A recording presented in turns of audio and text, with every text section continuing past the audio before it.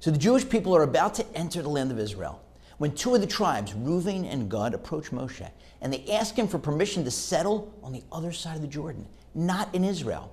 Moshe initially is startled and upset, but eventually he relents after extracting a promise from them that they'll fight alongside their Jewish brethren in the upcoming war.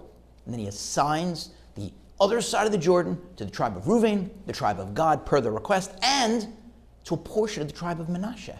But where'd they come from? They were never mentioned as being part of the request. And here the commentators have a big debate. Some say they were part of the request. They were just a portion of the tribe, a small minority, not important enough to mention as part of the initial request. Others say that they weren't part of the initial request, but when they saw Reuven and Gad getting this beautiful land assigned to them that was good for flocks, they said, you know what, sign us up, we're jumping on the bandwagon. And other commentators say, God forbid, there is no way that anybody from the tribe of Manasseh asked to live anywhere but in Israel. Manasseh was the son of Yosef, and we know how much Yosef loved Israel. Even when he was a prisoner in an Egyptian dungeon, he identified himself as an Ivri, a Jew from the land of Israel. And on his deathbed, he made his brothers promise that when the slavery ended, they'd bring his bones up from Egypt and bury him in Israel, which they did.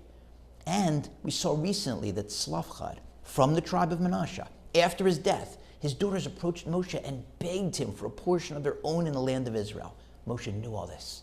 And so he volunteered a portion of the tribe of Manasseh to stay on the other side of the Jordan, next to Reuven and Gad. Why? Because Moshe knew that over time, there was a distinct possibility that Reuven and Gad, not being in Israel, would be distanced from Israel, distanced from the fellow Jews, distanced from God. And so Moshe wanted to stop that from happening. He knew that Manasseh, through its abiding love for Israel, would constantly go there to visit and to go see their brethren who were there, the other portion of the tribe. And they'd come back and they'd be a good influence on Reuven and Gad. And so you see from here, if you've got a talent, a resource, a ability, a connection, you can help others, you have to do that. And maybe that's why the Torah never tells us, did they volunteer or did Moshe volunteer them? Because it doesn't make a difference. If you see a need and you know you have an ability, raise your hand and volunteer to help. And if you didn't perceive the need, or you did, but you didn't realize that you can help and someone points that out to you, then say yes. And that explains why. As the sages tell us, at the end of his life, Moshe was bargaining with God. He said, God, listen, I understand I can't lead the Jews into the promised land, into Israel. Breaks my heart. It kills me. But how about this? I'll step down. I won't be the leader. Yahushua will take over for me. I'll just stay in the background. Just give me a little plot of land where I can use it to observe the laws that can only be observed in Israel. And I'll just be a regular guy, a regular Mo. And God said, no, because it doesn't work that way. You'd still be Moshe with all of your incredible talents and abilities. You'd still have to be the leader.